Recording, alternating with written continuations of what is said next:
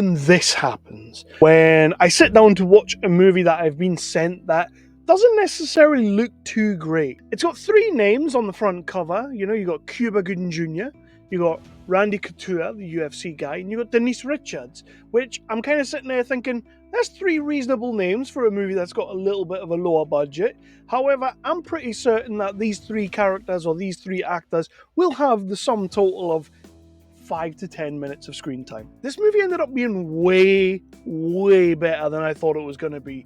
I had a fun time with it. It's a bit of a thrill ride. First of all, my name is Kevin Held, and this is Nerdly Out Loud, the official channel of nerdly.co.uk. So yeah, we're just going to deep dive right into this movie. You know by now how it's going to go. I'm going to talk about the plot of the movie with as few spoilers as possible. I jump into the cast and crew of the movie, then I'll talk about what I did and didn't like about the movie, and then we can go on to my final rating, which is just my rating. You can go over to nerdly.co.uk, our website, and surely somebody over there will have done a review of this movie. Get as many opinions as you can, watch the movie yourself, formulate your own opinion, put them all into the melting pot, and that's how we continue the conversation. This movie, Angels Fallen, Warriors of Peace, is directed by a guy called Ali Zamani, and when I look back through his filmography, I haven't really seen much, but I did notice there was a movie called Angels Fallen. I believe this is a sequel to that movie. I don't know if it's like a spiritual sequel, because when you read the plot, it's kind of similar.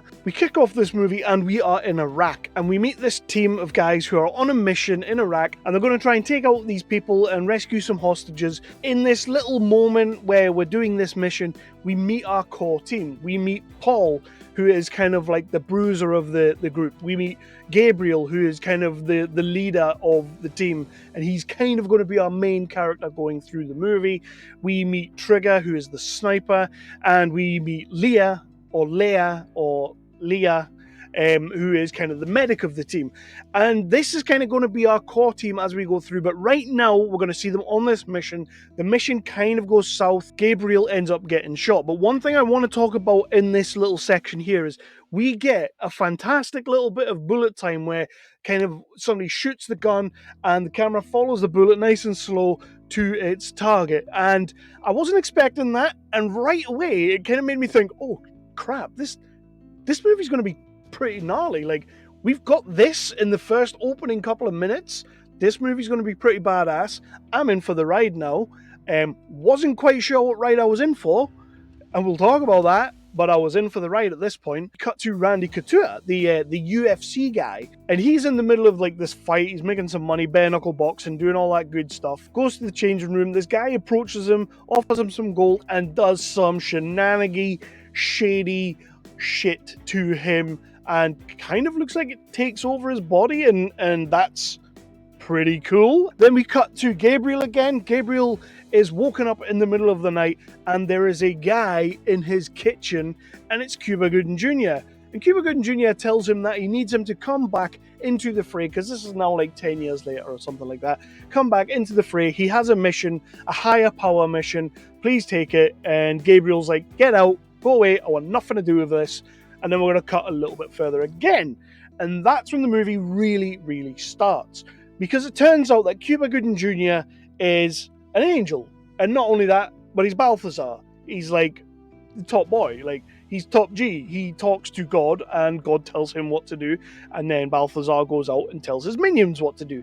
And what he wants Gabriel to do is to get a team together, because there are some fallen angels on Earth who need to be taken out, they need to be dealt with. So Gabriel's kind of like, okay, well, I know these guys, I've got a team, I'm going to go and get my guy Paul, I'm going to get my guy Trigger, I'm going to get Leia, we're all going to go and we're going to do this mission, and it's all going to be gravy. It does take a minute, but of course everybody still believes in Gabriel as the sergeant that he once was. And now we're going to go over to Tbilisi, which I think was in Georgia, it said. We're going to go over there. There's going to be some awesome architecture, by the way. Like, the locations in this movie are top notch. And when they get there, they are out there to find the Warriors of Peace. The Warriors of Peace are a group of angels, I think, like angels on Earth who take cues from the guys up above and go out and do missions. So they're kind of like, look, we don't deal with humans. That's not our thing. Like, if you've got something to go and do, you go do that. We're going to do our own thing.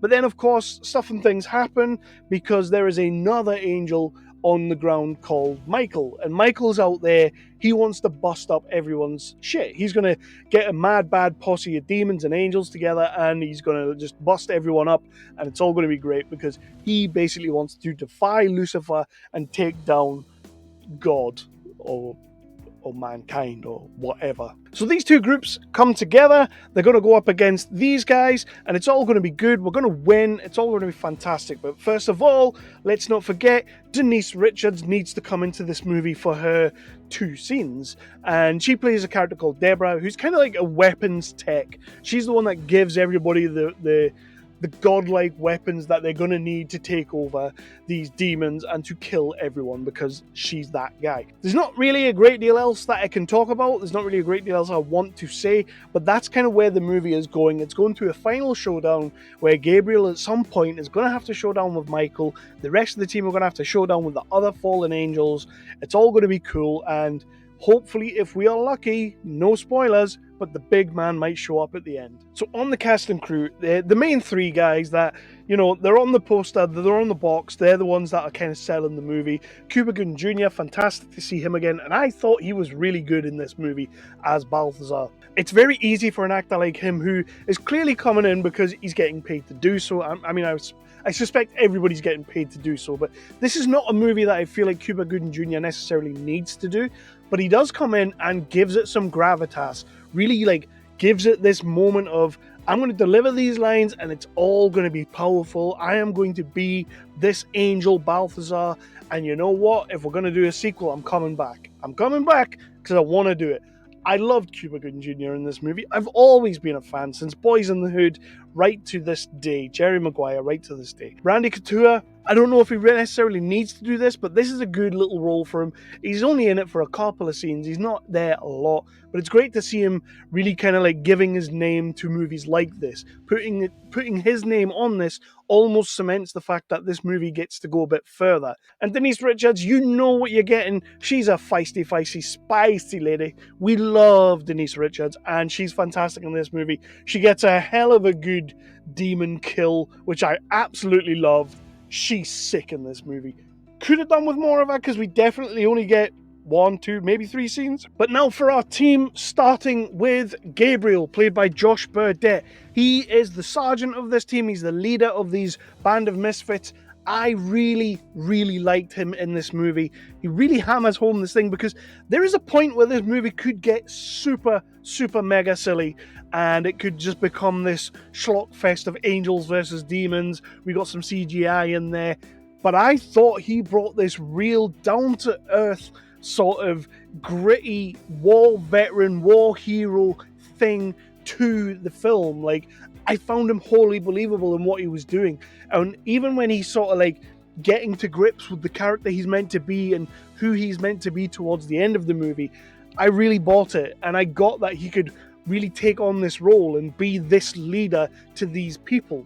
The angel Michael as well, who's kind of the bad angel of the team, who's going to take everyone down, and he wants to be that guy. Played by Michael Tay. Again, what a role, what a guy. All he has to do is come in, look cool, and be awesome.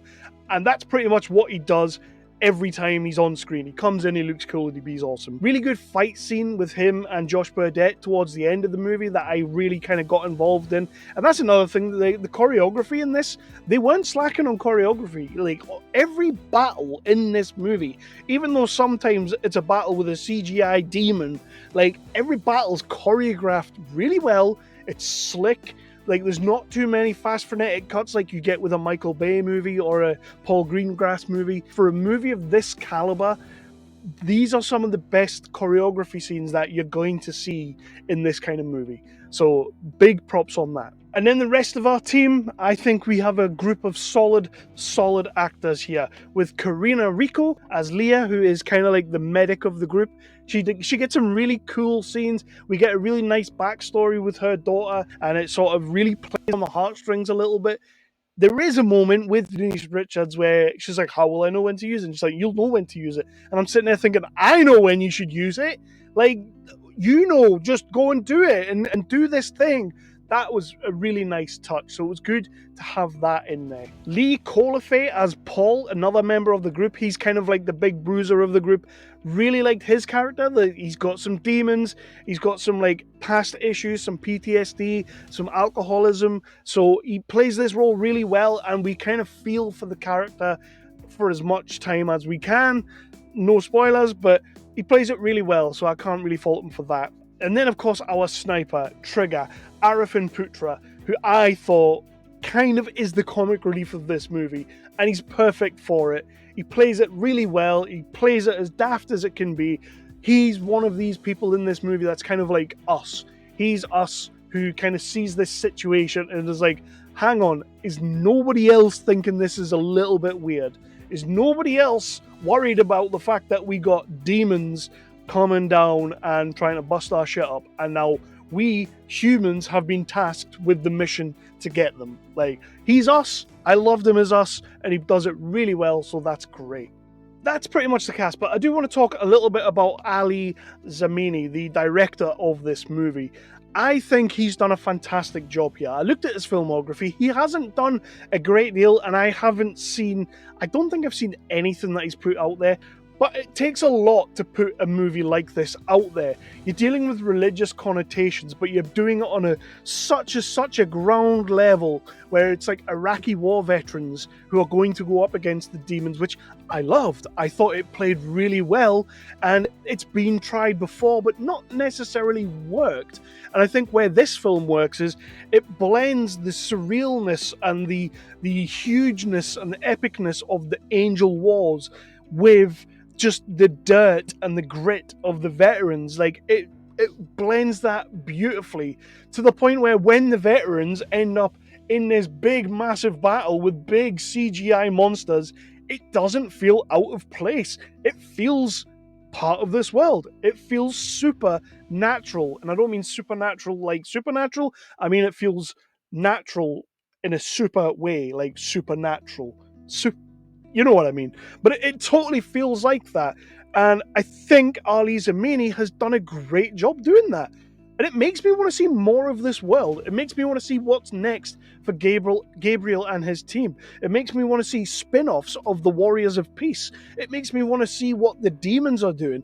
And we do get a little stinger at the end of the movie. Not really a stinger. It is a full-on scene where it kind of potentially leads into we may get a sequel down the line. And it's one of the big guys upstairs or downstairs. It's one of them. I'm not going to say which one, but one of them is in the movie, and we get a scene with them. So let's plan for this sequel. I feel like I've already jumped on what I did and didn't like, and the main part of it is that it's ballsy, it's outrageous, it's audacious. It kind of takes all these things that could potentially be completely slapstick and hilarious and funny and not really work, like a bunch of army soldiers fighting demons with some wicked fight choreography. Like I say, it's been done, and it's been done terribly before. I think this movie actually does it really well. It does a solid job of being what it wants to be, only excelling in being what it wants to be. So what I'm going to do is I'm just going to jump into my final rating. It is my rating, the Nerdly Out Loud rating, Kevin Halden's Nerdly Out Loud rating. If you want to see what other people think of this movie, go over to the website and read the reviews if people have put them up there.